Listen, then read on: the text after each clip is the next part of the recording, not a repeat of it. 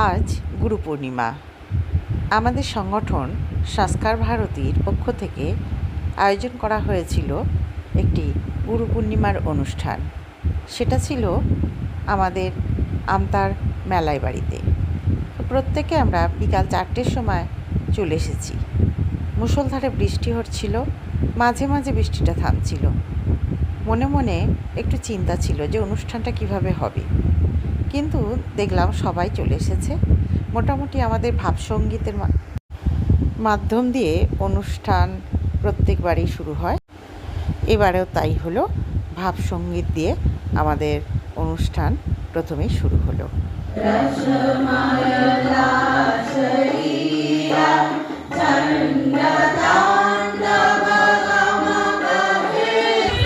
এরপর প্রধান অতিথিবর্গকে চন্দন পরানো।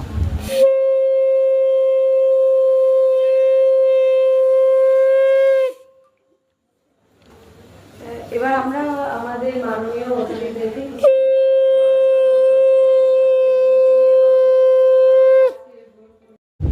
প্রত্যেকে আমরা সাদা শাড়িতে সুসজ্জিত হয়েছিলাম এবং এখন অনেক আমাদের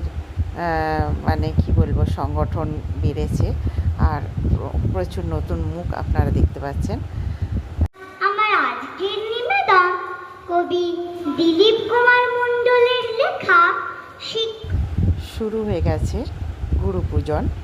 প্রত্যেকেই আমাদের দাদাভাইকে তার ছাত্রছাত্রীরা বরণ করে নিচ্ছে। ফুলের তোড়া, চন্দনের টিপ, প্রদীপ সব কিছু মিলিয়ে একটা সুন্দর মুহূর্ত তৈরি হয়েছে। গুরুত্ব অনেক বেশি, কিন্তু তার থেকেও সর্বাপেক্ষা আজকে আমার প্রায় 30-32 বছর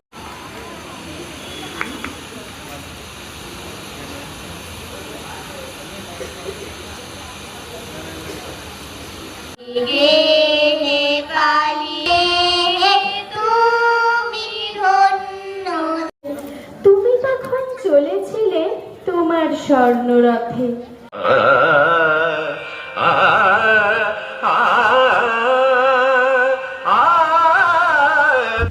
আস্তে আস্তে মেলাইবাড়ি প্রাঙ্গণ ভরে উঠতে লাগলো।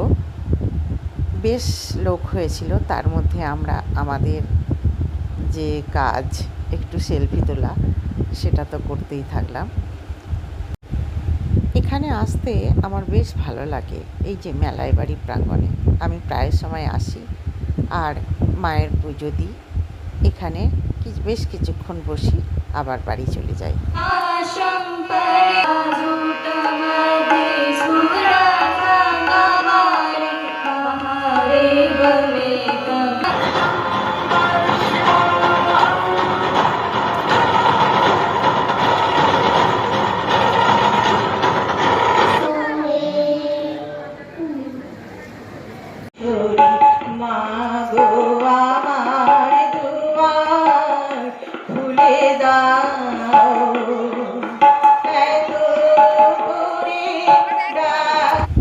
নাচে গানে আবৃত্তিতে সব কিছু মিলিয়ে অনুষ্ঠান প্রায় শেষের দিকে চলে এসেছে, আর আমি আপনাদের সঙ্গেই বকবক করে যাচ্ছি।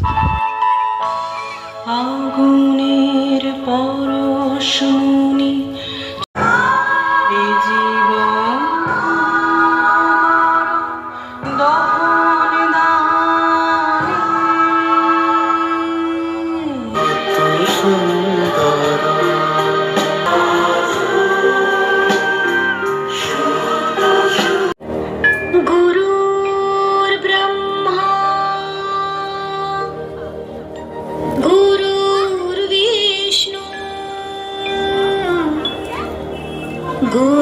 गुरुर्देवो महेश्वरा, गुरुर्साक्षात् परब्रह्मा,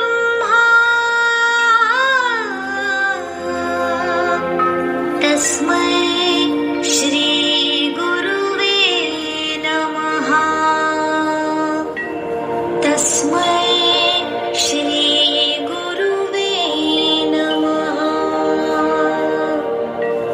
तस्मै श्री